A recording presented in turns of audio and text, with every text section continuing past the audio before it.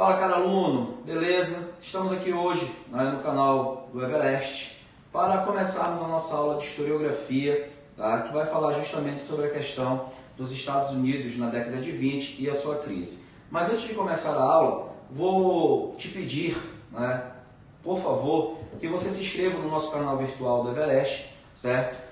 Toque o nosso sininho lá, que isso é muito importante para a gente.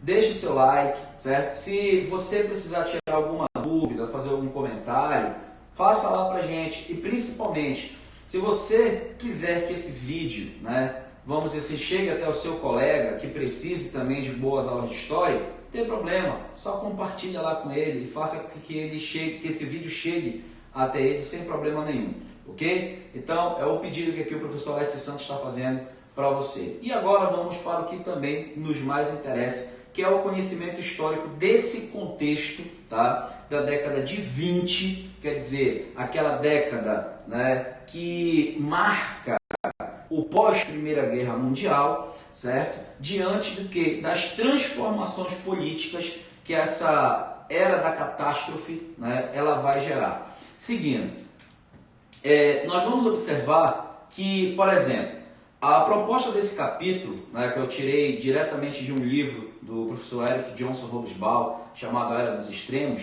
ele vai trabalhar, vamos dizer assim, ele vai trabalhar com os impactos que a Primeira Guerra acabou gerenciando na estrutura política da sociedade. Por quê, Alex? Por que esse impacto? Principalmente pelo fato do final da Primeira Guerra Mundial ter marcado uma mudança da gerência política e econômica do mundo, aonde a Europa, quebrada do pós-Primeira Guerra, acabou perdendo o patamar político e econômico para quem? Para os Estados Unidos, que ele não vai ter, vamos dizer assim, uma destruição, certo, do seu patamar industrial. Por quê? Porque a guerra foi na Europa. E o que os Estados Unidos fez foi justamente o quê? Mandar seus soldados, mandar armas e principalmente financiar, certo, esta guerra, tanto na Tríplice Entente quanto também na própria aliança. Então os Estados Unidos estavam ali muito mais ganhando dinheiro com a guerra, certo, do que propriamente no seu início, até 17, participando diretamente da guerra, correto? E esse contexto desse crescimento da produção industrial norte-americana vai fazer com que os Estados Unidos sofram um boom econômico. Quer dizer, então, não vai ser somente um boom político, não, um boom econômico também, correto? E tudo isso vai se dar principalmente pelo fato de quê, pessoal? Pelo fato, vamos pensar, a Europa está destruída, primeiro ponto que a gente não pode jamais deixar de observar, um saldo de aproximadamente mais de 10 milhões de mortos. E se nós colocarmos assim a tona mesmo, vamos colocar aí 20 milhões entre mortos, feridos, lesionados, enfim, que deixaram de consumir, obviamente, nesse contexto histórico. E um outro ponto é o preço da guerra para os europeus. Vamos pensar de uma forma bem simplória, não vamos inventar, não. A Europa ela foi extremamente destruída, nós temos que pensar dessa forma. A Alemanha, você já sabe o que aconteceu com ela principalmente depois do Tratado de Versalhes. Inglaterra e França foram bastante, vamos dizer assim, foram bastante detonadas, destruídas no que tange territorial, social e produtivo industrial. Então, nesse momento, os Estados Unidos ele acaba se tornando o dono da produtividade, o dono da margem maior da produção, que chegava ali a mais ou menos 60% da indústria, entendeu? 60% da produção industrial do mundo se concentrava onde? Nos Estados Unidos. Então, não tinha como os Estados Unidos, nesse momento, meu caro aluno, vamos dizer assim, não tinha como os Estados Unidos não ser essa ponta, não tinha como ele não ser essa potência que nós estamos descrevendo nesse contexto aqui de aula. Seguindo, certo, a nossa questão, certo? Seguindo a nossa questão, os impactos das guerras não estão relacionados apenas aos negócios financeiros, mas também à dinâmica social, cultural e política tá? Isso aí é muito legal ser observado, porque também nesse contexto vai ser estudado no contexto da história chamado de Belle Époque, né? A Bela Época. A Bela Época que a guerra destruiu, aquele boom econômico do final do século XIX, né? Do início do século XX, as grandes construções, as grandes produções artísticas, os grandes, vamos dizer assim, as grandes construções de prédios, teatros, anfiteatros, entre outras coisas, acabaram justamente o quê? Sendo destruídos pela guerra. Então, tudo isso, pessoal, tudo isso afetou diretamente essa estrutura política, tá? Social e cultural nesse período. Na década de 20, a Europa destruída pelos conflitos, né? Agora, os Estados Unidos se tornam justamente o quê? A potência imperialista, certo? E a partir de então, esses Estados Unidos passa a ser de fato uma grande potência. Tem um negocinho que eu gostaria muito vamos dizer assim, de pontuar, né, como algo extremamente importante para você frisar, no que diz assim: o papel assumido pelos Estados Unidos transformou o mundo inteiro e trouxe um novo patamar com o surgimento e a consolidação do capitalismo. Correto? Por que é importante nós frisarmos isso? Porque essa guerra, ela foi, vamos dizer assim, um panteão ideológico iluminista. Começa por aí.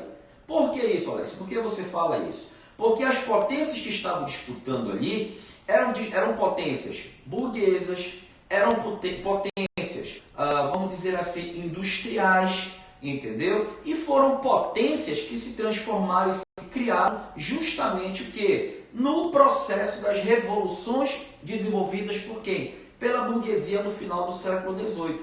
Então isso, meu caro aluno, nos faz entender, entendeu? Que essa era da catástrofe, ela vai ser justamente criada dentro do contexto que?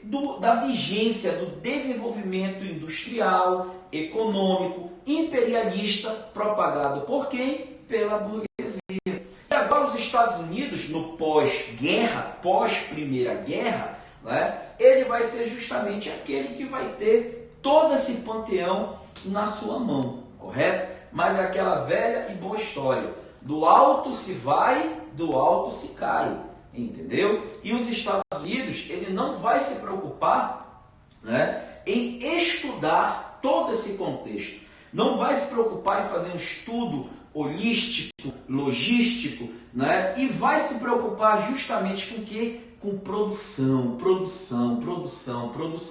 Porque, afinal de contas, né, como nós vamos seguindo no contexto, né, agora era a hora do American Way of Life, quer dizer, era o modo de viver norte-americano, né, estendeu à Europa modelos de comportamentos, costumes, né, modas e gostos variados.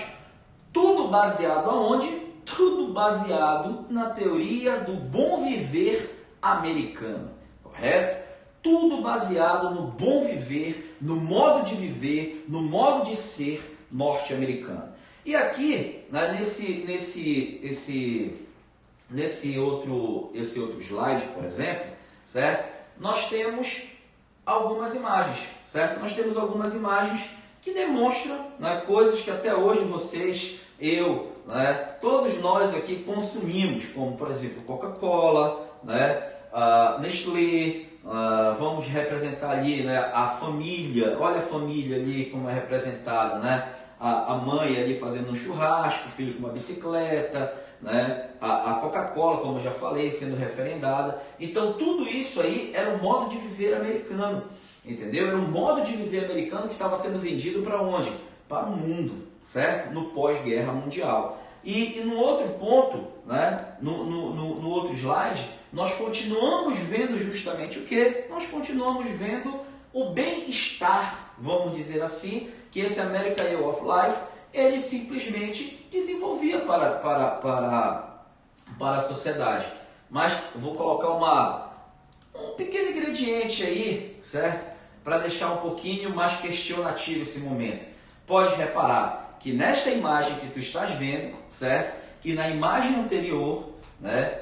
Essa primeira imagem e a segunda imagem, todas são famílias brancas, entendeu? Famílias brancas.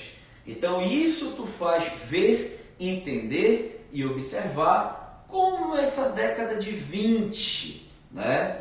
Ela já tratava de uma forma bastante epicentrista, vamos dizer assim, essa família americana, né? Essa estrutura social americana que o American Way of Life se baseava, tá bem?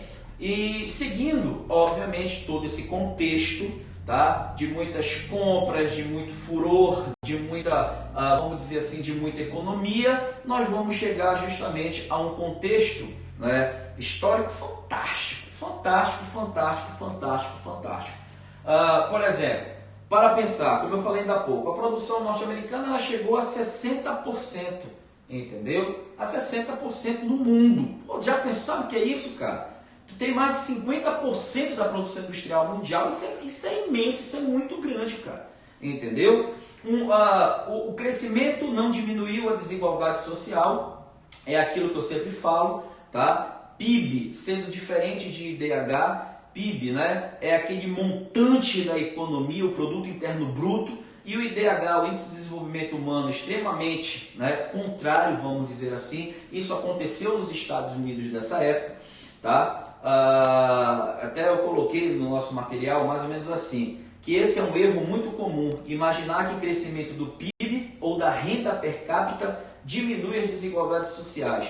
Apenas 1/3 da população atingiu um nível médio de vida, entendeu? Então isso aí serve tanto para o passado quanto para o presente, para a gente entender que o PIB só interessa de fato a quem? As grandes elites que nos dominam, entendeu? A parte mais pobre, o PIB ele não influencia em basicamente nada, tá? Entre o restante da população estavam quem? Agricultores, certo? Que durante a guerra contraíram empréstimo para incrementar a indústria, e além das dívidas, né, que sofriam com a concorrência dos produtos canadenses, australianos e argentinos, aumentando ainda mais a desvalorização de quem? Né? A desvalorização dos preços. Então, todo esse contexto, pessoal, todo esse contexto, vamos dizer assim, de um boom econômico, de um crescimento econômico, vai trazer justamente um contexto problemático. Sabe por quê? É aí que entra justamente o entender da crise.